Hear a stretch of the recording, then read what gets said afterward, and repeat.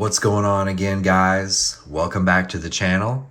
Today we are unboxing another Godzilla Kaiju figure. Today we have the Bandai Godzilla 2000 or the Millennium Godzilla. And already taking a first look, he is very awesome. So guys, my name is Matt and this is the Pop Complex.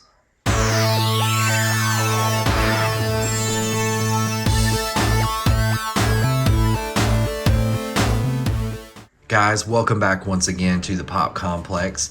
Again, today we have another great unboxing, an epic unboxing of one of the Bandai Godzilla figures. Today we have Godzilla 2000 or the Millennium Godzilla as he appeared in the film by Toho, Godzilla 2000 from the same year.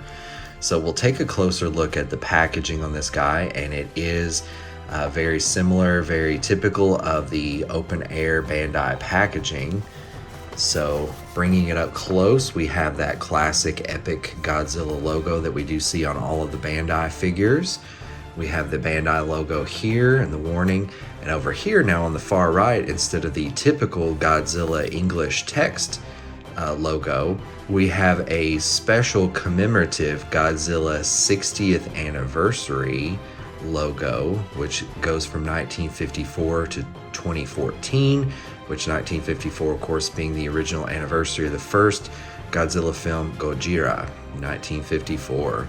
So this figure commemorates the 60th anniversary of Godzilla.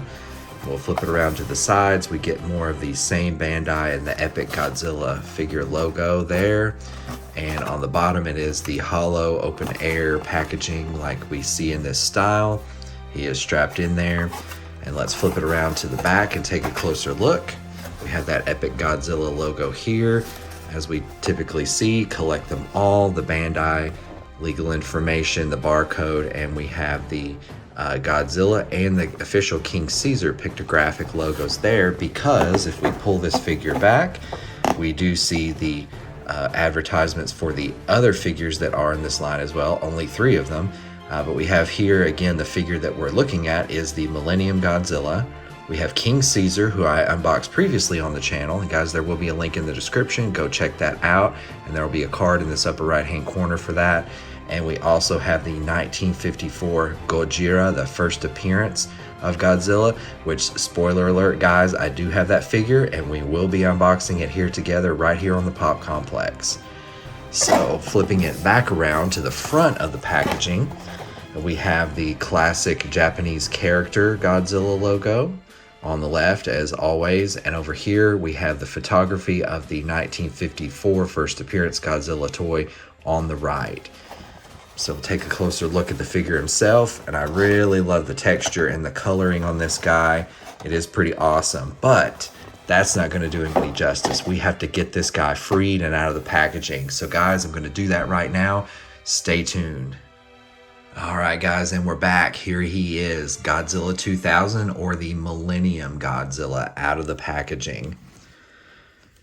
So the first thing that I noticed right off the bat is that he is pretty light. He is pretty lightweight, just to the feel. He does feel kind of hollow. There's just a feeling you get of the hollow plastic, but that does not detract from how this guy looks, because this guy looks very, very awesome. So I'll bring his face closer in and adjust the light around so that we can get a better look at the detail on his face. And I have to say, this is one of the better Bandai Playmates Godzilla sculpts as far as the facial features go that I have seen. There's a lot of good detail in the teeth and the fangs that you can see there, and the tongue. Flip it around, and the eyes you can see there. He has those classic Godzilla eyes, those classic Godzilla pupils. It's hard to describe, but you guys know what I'm talking about if you're a Godzilla fan. He has those classic eyes, and then he has the dorsal plates that actually start as smaller little ridges on the top of his head, which is kind of classic of what we saw kind of return in the Heisei era. And this is the Heisei era kind of the design bleeding over into the Millennium Era, or should I say the beginning of the Millennium Era. And we have those tiny little ears that are reminiscent of the like the cat style, which kind of harkens back to Godzilla having that cat-like look that he had the return to in the 1984 Godzilla Returns, the Return of Godzilla movie from 1984, kind of brought back that cat look as opposed to a more reptilian or frog look that he was developing in the Showa era.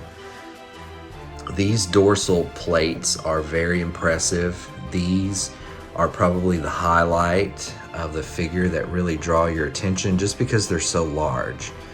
They are so large, they stick way out, especially this main one here way on the back.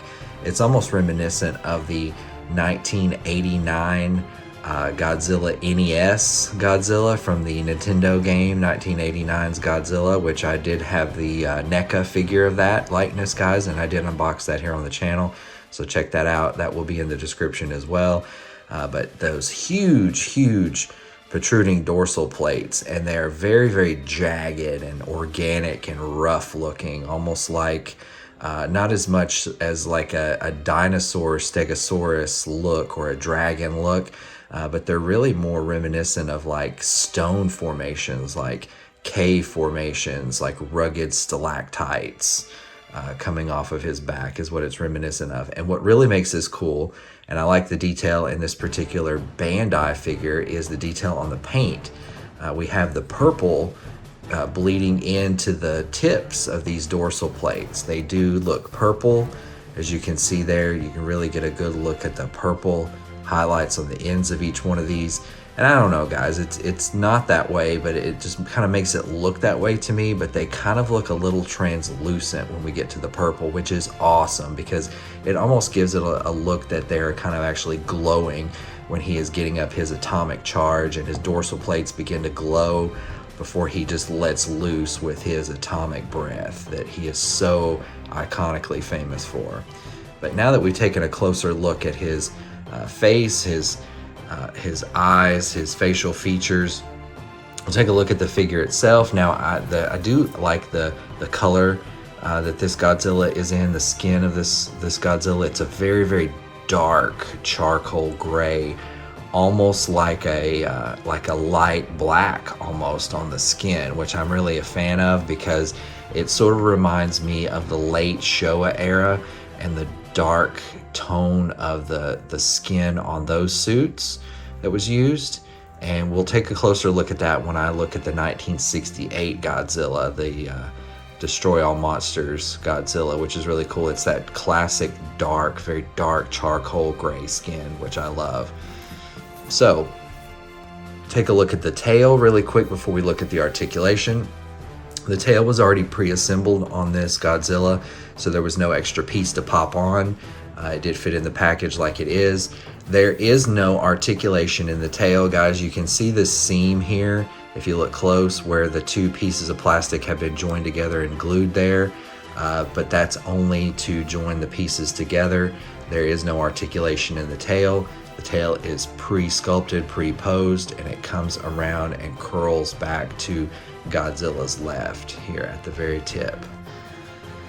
But that is the Millennium Godzilla. So let's take a look at the articulation. As you can see, and probably have picked up on, guys, so far, there is no cut here at the neck where the head joins the neck. So there is no neck articulation on this guy. He can only look forward. The first parts of articulation that we find here are the arms. He has a cut that cuts the bottom of the shoulder or across the bicep, and his elbow is already pre-sculpted in this nearly 90-degree angle.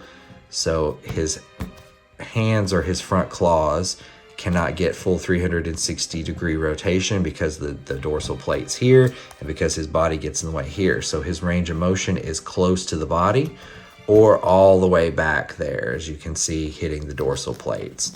That's the only swivel he can get, and it is nearly identical on the same. It is nearly identical on the opposite arm. He can go back as far as the dorsal plates will allow, and only as forward as his body will allow, which is right there. This guy does have leg articulation here at the hips, where the hips, the thighs join the torso. And we could probably get a full 300, well, not quite, this arm is in the way, but he can get pretty close to going all the way around with the articulation in the legs. And the legs are sculpted in a way that his left leg, or the right leg as we look at it, is coming forward as he's taking a step forward with his left leg, and his right leg is kind of posed a little bit back behind him. And the toes here, as you can see on this foot, on his right foot, are like they're getting ready to take a step, so his heel is up on this particular foot. So he is in a dynamic, like an action pose. And if we look at this guy straight on, we'll move him back here, get him posed where his feet are flat on the ground, both of them. He is in a dynamic, like a crouching position, like he is getting ready to lunge. Is sort of the vibes that I'm getting from this. So there is the leg articulation, and you can sort of kind of move his legs around a little bit. Now he is balanced back here on his tail, so he cannot tip back, but to get the feet flat on the ground, it looks like this is the particular angle that we would get, and he does rest back on that tail there, guys, just like that. Those are the only 4 points of articulation for this figure, guys, but I am overall pleased with this figure, and I'm glad that I got to pick him up for a really good deal. It is a good likeness. It is a good, decent film if you're a fan. But there he is, guys, the 2000 Godzilla, or the Millennium Godzilla. So let me know what you think down below in the comments, guys. As always, I love to hear your feedback and suggestions for the Pop Complex. And let me know if you're a Godzilla fan and what's your favorite movies. And guys, hit that like button, and don't forget to share this video out to all of your fellow Godzilla and Kaiju lovers. This is a great way to support the channel and to let YouTube know that you're enjoying these videos. One of the most important things you can also do is hit that subscribe button, guys, so you don't miss any of my future Godzilla videos or toy collecting or retro pop culture videos, guys. You don't want to miss a single bit of it. You can hit that bell to be notified anytime that I upload anything new to the Pop Complex. You can also support the channel by getting some Pop Complex merchandise, t-shirts, hoodies, and coffee mugs at thepopcomplex.com. Link is in the description. And you can support the channel monetarily by always going to patreon.com/thepopcomplex, and you can donate to me there as well, guys. So guys, thanks for watching. This was Bandai's Millennium Godzilla, and have an awesome, epic, monstrous day.